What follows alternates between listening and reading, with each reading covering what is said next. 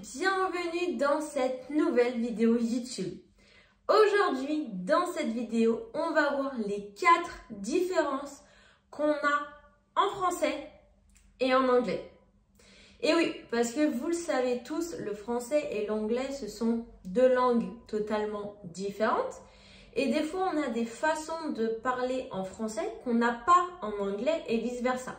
Des façons de parler qu'on a en anglais et qu'on n'a pas en français. Généralement, ça, c'est ce qui est le plus difficile pour vous. Pourquoi? Parce qu'en fait, vous avez une habitude. Et c'est tout à fait normal. Quand on parle sa propre langue, on a des habitudes de langage. Et quand on apprend une langue étrangère, il faut du coup changer ses habitudes de langage pour en avoir de nouveaux. Aujourd'hui, dans cette vidéo, je vais vous parler du coup de 4 phrases, de 4 mots qui ne se disent pas de la même façon en français et en anglais. Donc, si toi aussi tu as envie de savoir quelles sont ces 4 façons de parler, et reste bien jusqu'à la fin parce que la 4e, c'est une expression qu'on utilise beaucoup. Donc, je vais t'apprendre comment dire cette expression en anglais. Assieds-toi confortablement, prends bien un stylo et un cahier pour bien tout noter et c'est parti!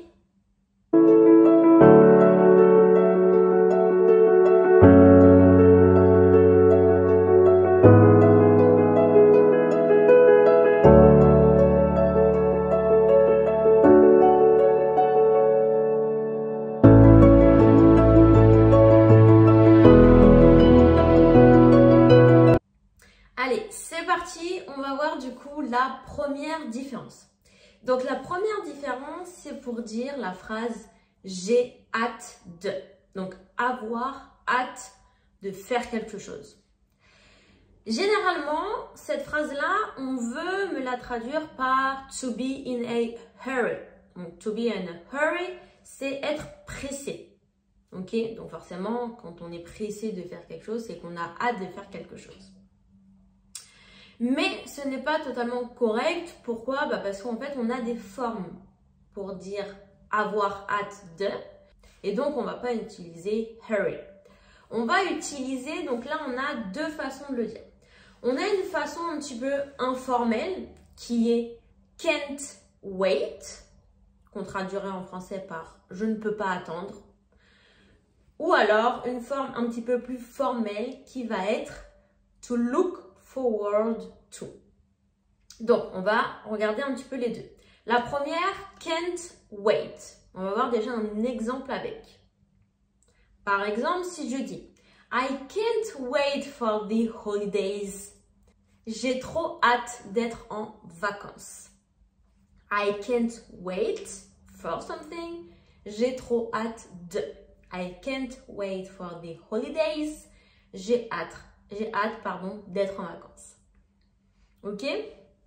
Donc là, très simple, on a le verbe modal can qu'on met à la négation, le verbe wait suivi de la préposition for et le reste de notre phrase. On se rappelle que wait est toujours suivi de la préposition for. Je t'attends. I wait you. Non, I wait for you. Or I'm waiting for you. Ok? Wait est toujours suivi de la préposition for.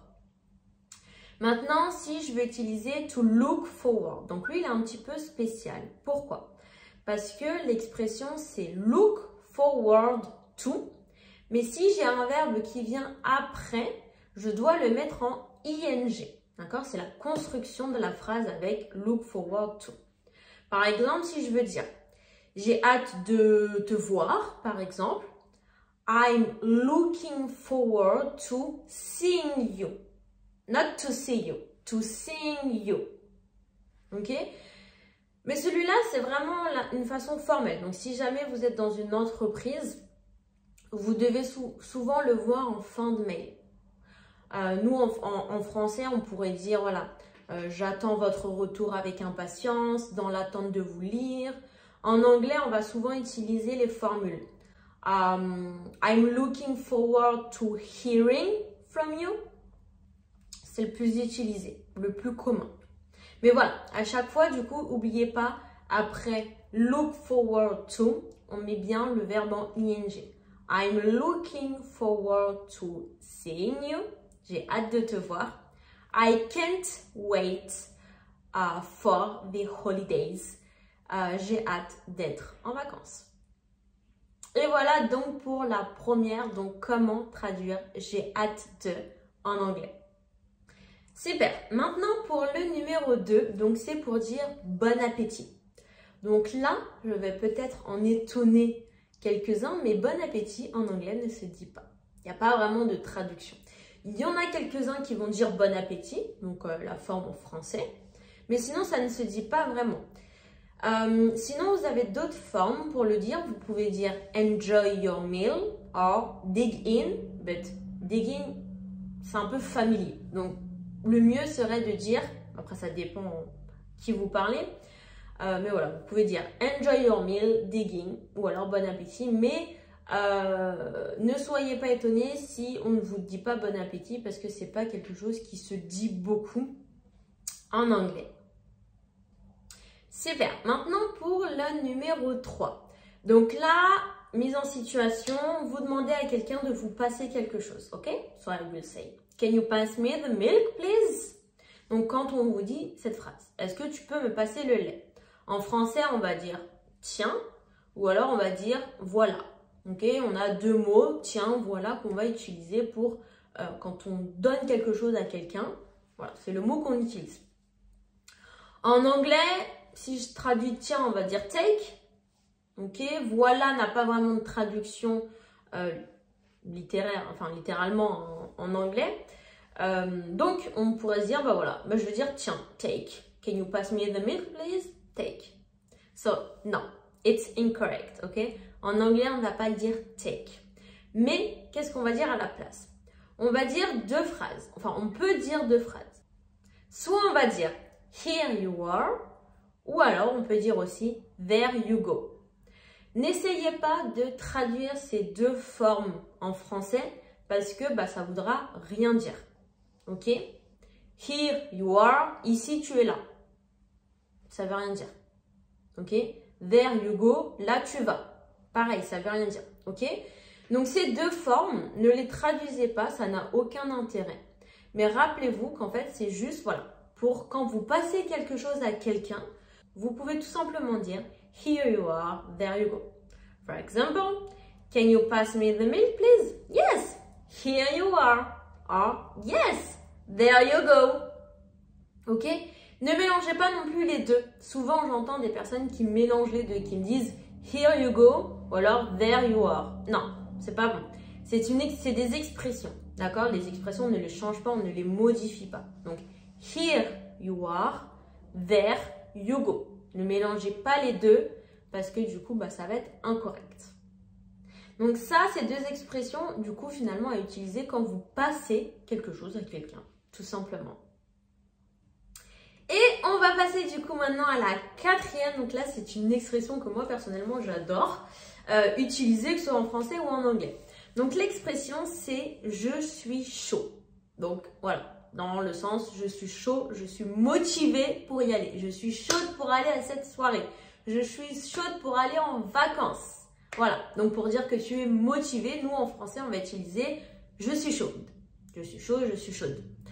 Moi, je l'utilise beaucoup. Je ne sais pas si vous l'utilisez beaucoup, cette façon de parler, mais moi, je l'utilise beaucoup. Et bien évidemment, vous vous doutez bien qu'en anglais, on ne va pas dire « I'm hot ». Ok? « I'm hot », c'est pour dire que tu as chaud. Et là, c'est un petit peu, du coup, contradictoire parce que finalement, « je suis chaud ». Et si je le traduis littéralement, c'est « I am hot ». Mais I am hot, ça veut dire « j'ai chaud ». Vous voyez la petite subtilité? Donc, I'm hot, c'est uniquement quand vous voulez parler de votre température de corps. Ok? J'ai chaud. Mais pas je suis chaud pour. Pour dire maintenant je suis chaude, pour aller en soirée, comment on va dire? Donc, on a trois façons de le dire. Première, vous pouvez tout simplement dire I'm up for it. Deuxièmement, vous pouvez dire I'm down. Donc là, celle-là, généralement, mes élèves ne l'aiment pas trop parce que I'm down, down, ça veut dire vers le bas. Donc vers le bas, normalement, quand tu es chaude, c'est pas vers le bas. Ta motivation, elle est plutôt vers le haut. Comme du coup, le premier, I'm up for it. Mais là, du coup, quand tu dis I'm down, ça ne veut pas dire que tu es fatigué, ça ne veut pas dire que tu es démotivé. Non, au contraire, ça veut dire que tu es motivé et que tu es chaud. Et la troisième, la plus simple, mais pareil, celle-là, mes élèves ne l'aiment pas trop, c'est I'm excited. Celle-là, pourquoi ils n'aiment pas trop? Parce que du coup, quand on dit excité, je suis excitée, c'est un peu un terme péjoratif en français, mais en anglais, pas du tout. Dès que tu es content de faire quelque chose, I'm excited to do it. C'est un terme qui est très utilisé et qui n'est pas du tout péjoratif en anglais. Donc, utilisez-le, ok? Parce qu'il est vraiment très utilisé. Donc, on répète, on a I'm up for it, I'm down, I'm excited to. Donc, par exemple, si je veux dire la phrase « Je suis chaude pour aller en soirée ce soir », je peux dire « I'm down to go to the party tonight » or « I'm up for going to the party tonight » or « I'm excited to go to the party tonight ». Là, la chose aussi qu'il faut que vous vous souveniez, c'est si vous utilisez « up », « I'm up for ». Donc là, on a la préposition for. Si j'utilise un verbe après, je dois mettre le verbe en ing. I'm up for going to the party tonight. Gérondif. Si vous utilisez I'm down, là c'est I'm down to. Infinitif. I'm down to go to the party tonight. Donc là, on utilise gérondif infinitif. Donc, je ne sais pas si tu connais l'infinitif et le gérondif. Si jamais c'est deux mots qui n'ont aucun sens pour toi, c'est des termes que tu dois travailler parce que c'est très important l'infinitif et le gérondif. C'est de la grammaire en anglais. Donc, si jamais tu ne connais pas du tout ces deux termes, n'hésite pas à m'envoyer un message, que ce soit par mail ou en commentaire. Et du coup, je t'expliquerai ce que c'est. Mais voilà, oublie pas, I'm up for. But I'm down to. Alright? Perfect. Et voilà, du coup, c'était la dernière différence entre le français et l'anglais. N'hésite pas à me dire si jamais ce genre de vidéo, ça t'intéresse. Je le répéterai à toutes les vidéos. Mais si jamais vous ne me dites pas les vidéos qui vous intéressent, moi, je ferai des vidéos qui m'intéressent moi et c'est pas le but. Donc, n'hésite pas à me dire en commentaire quel type de vidéo t'intéresse. Comme ça, je ferai des vidéos en sorte. Si jamais tu as envie d'en apprendre plus encore en anglais, n'hésite pas à t'abonner. Je sors une vidéo par semaine et des shorts tous les 2 jours. Donc, n'hésite pas à t'abonner, à mettre un petit like si la vidéo t'a plu. N'hésite pas aussi à t'entraîner en commentaire, à m'écrire des petites phrases avec ces 4 différences en anglais. En attendant, on se dit à la prochaine pour la prochaine vidéo. Goodbye!